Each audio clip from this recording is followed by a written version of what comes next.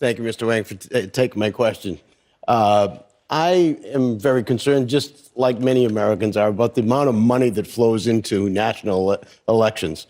And I'd like to get your position on a campaign finance reform, position on Citizens United. How would you change things, if you would, as far as campaign financing?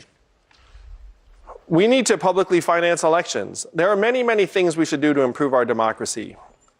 Every Democrat believes we should overturn Citizens United that has allowed dark money into politics. The two tough truths around this: it requires a supermajority to overturn Citizens United, and corporate money ran our elections and our government before that ruling. It just became more extreme afterwards. So again, my proposal of 100 democracy dollars in the hands of every American would go an incredible distance in helping line up the American people and the money.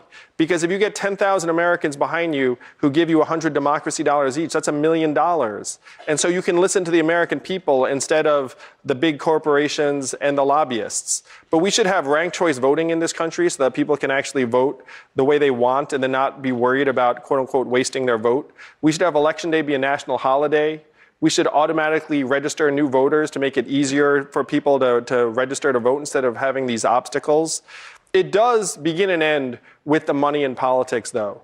And again, the best way out is for us to publicly finance these elections through a Democracy Dollars program so that anyone who wants to give to a candidate has 100 free dollars to do so. If you did that, you would see elections transform overnight.